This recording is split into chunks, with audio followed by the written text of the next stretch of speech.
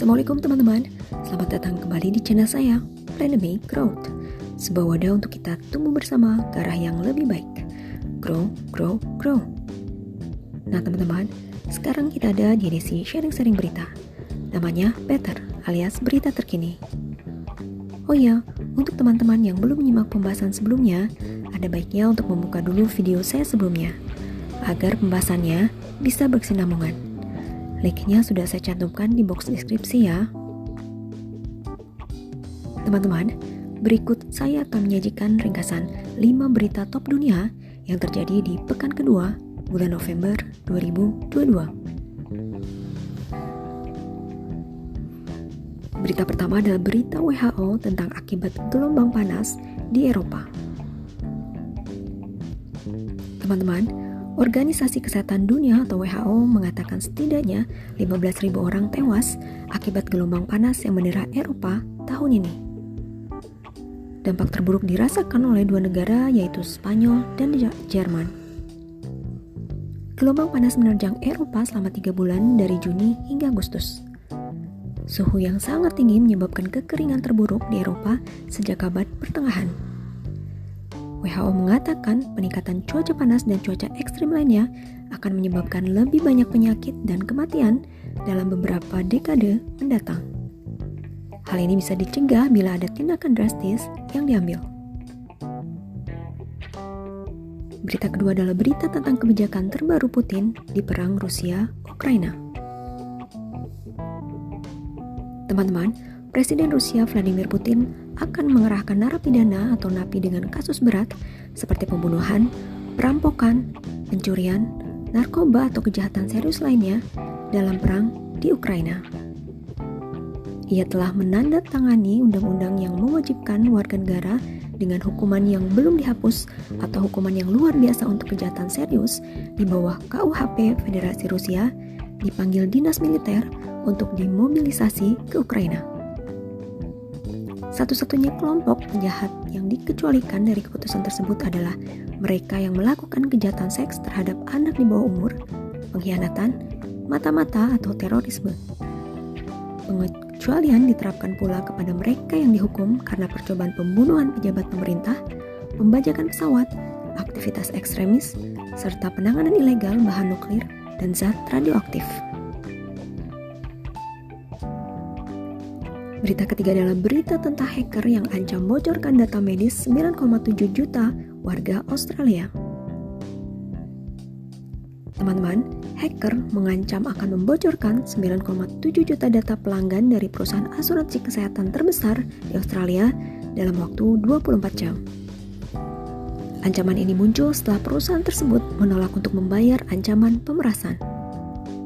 Medibank Australia mengatakan pada Selasa 8 November 2022 bahwa pihaknya menyadari ancaman tersebut setelah sehari sebelumnya mengumumkan bahwa mereka tidak akan membayar uang tebusan.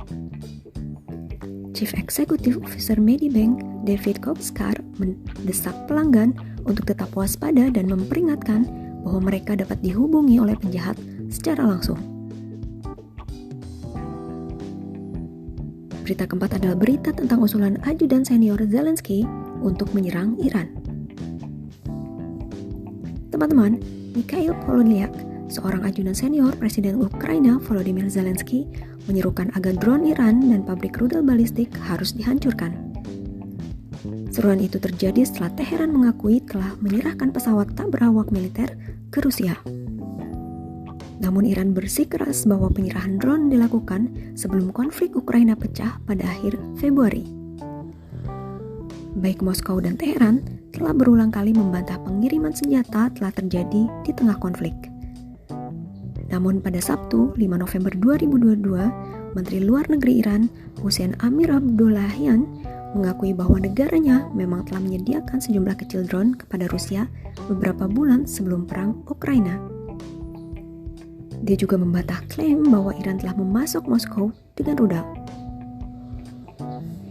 Akan tetapi, Amir Abdollahian mengklaim pihaknya tidak mengetahui kalau drone yang dikirimkan itu digunakan dalam perang Ukraina.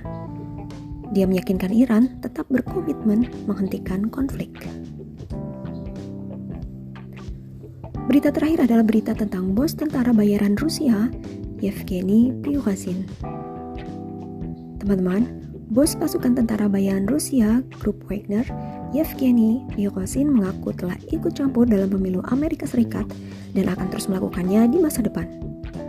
Pernyataan itu diunggah pada malam sebelum pemilihan Sela Amerika sebagai tanggapan atas permintaan komentar dari situs berita Rusia.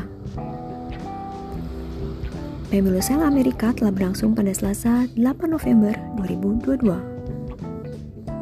Pada September lalu, dia mengaku mendirikan pasukan tentara bayaran Grup Wagner yang bersekutu dengan Kremlin dan aktif di Suriah, Afrika, juga Ukraina. Pada Jumat lalu, Wagner membuka pusat teknologi pertahanan di Saint Petersburg, Rusia, yang merupakan langkah lebih lanjut Prigozhin untuk menyorot mandat militernya.